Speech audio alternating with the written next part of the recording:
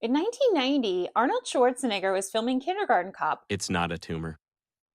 when he saw something that would change automotive history: an army convoy of Humvees. He wanted one. He launched a campaign to get a civilian version made, and 2 years later, he bought the first two Hummers off the production line. Fast forward to 2004, Hummer is the ultimate gas guzzling status symbol, and someone had the bright idea: what if we make it a fragrance?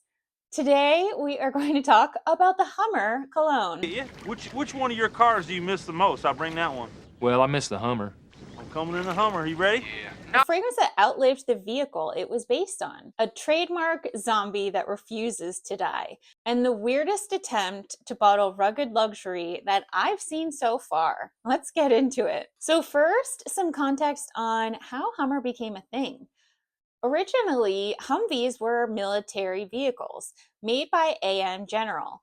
Arnold saw them, wanted them, and convinced AM General to make a civilian version. You know, they say Arnold Schwarzenegger is the reason that Hummers exist. The brand took off. In the early 2000s, GM bought the Hummer brand name from AM General, but AM General kept manufacturing the vehicles. Confusing, but it worked. GM introduced the H2 and H3 models and renamed the original H1. AM General handled manufacturing, GM handled licensing. So, 2003, it's peak Hummer season. The H2 is everywhere. Gas is cheap, the Iraq War is happening, rugged masculinity is being sold as a lifestyle. Like very much buy these Hummers. A company called Riviera Concepts pitched GM on a fragrance, and GM loved it. In December 2003, they filed a trademark for the Hummer fragrance. 2004, Hummer Cologne debuts at a $30 price point with notes of pimento and leather. Smell like the vehicle that gets 10 miles per gallon. What do you get on those Hummers? About, what, 12 miles to the gallon? 2005, GM launches the H3, a slightly smaller, slightly less ridiculous Hummer. Riviera launches the Hummer H2 Cologne to match the H2 aesthetic. They went all in on lifestyle branding. But then 2006 hits and everything changes. Hummers. Big turnoff. Suddenly, gas prices spike and public sentiment turns. Hummers go from becoming a status symbol to a climate villain. Sales tank. Elizabeth Arden buys Riviera Concepts' entire portfolio, including Hummer fragrance. They were particularly excited about the Hummer license. Why? Well, according to this quote from Women's Wear Daily, it's a good male business, which is strong internationally, particularly in China and Eastern Europe, where we don't have a strong men's brand. 2009, GM declares bankruptcy. The Hummer brand is discontinued. No more H's, the vehicle is dead. But the fragrance is still being made. This is what's called a trademark zombie. The fragrance shambles on, undead, serving no purpose except legal protection. And now I run a successful used Hummer dealership. And in 2015, the trademark is renewed.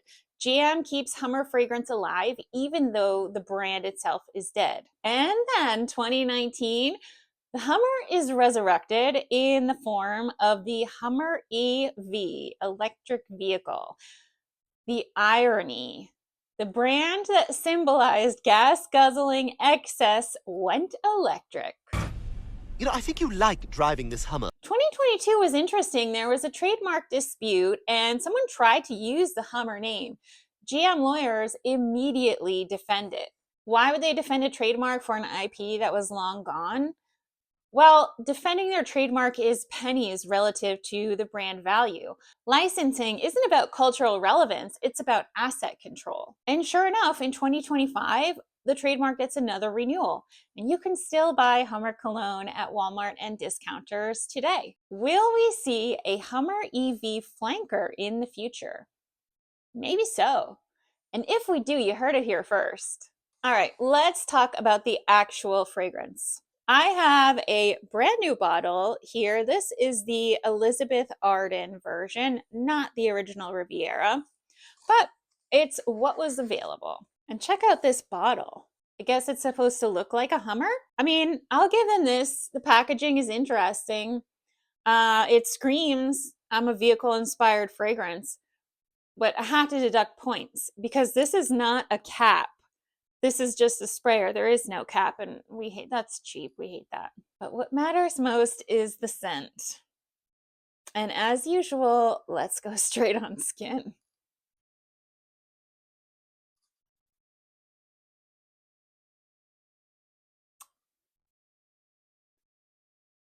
Okay. I and, anyway, it's strong. She's strong. It's strong. Based on the projection, yes, this is giving Hummer levels of strength alone. Based on the notes, I mean, it's woody, I guess. There's a little bit of leather. Honestly, it just smells like a department store from 2004. It's wearable, but not interesting, and it's way too strong. Would I wear this? Not even ironically, no. Does it smell like a Hummer? I mean, honestly, I have no idea what a Hummer smells like. I would imagine desperation and poor life choices. But if you blindfolded me and asked me to pick this out of a lineup as the Hummer cologne, I could, based on the strength and projection alone. This is strong. If you want to smell like a discontinued vehicle, I have linked it in the description. It is shockingly affordable. And that's the Hummer fragrance, a trademark zombie, a relic of the 2000s excess and proof that sometimes keeping a fragrance alive is cheaper than letting it die. GM tried to sell Hummer as a lifestyle the way that Dynasty and 90210 did, but Dynasty had Joan Collins and a cultural moment. Hummer had gas prices and climate guilt. But listen, if a few GM trademark lawsuits wasn't enough litigation for you, just you wait. Next week, I'm covering Jay-Z's foray into fragrance, and this one's a doozy. See you then.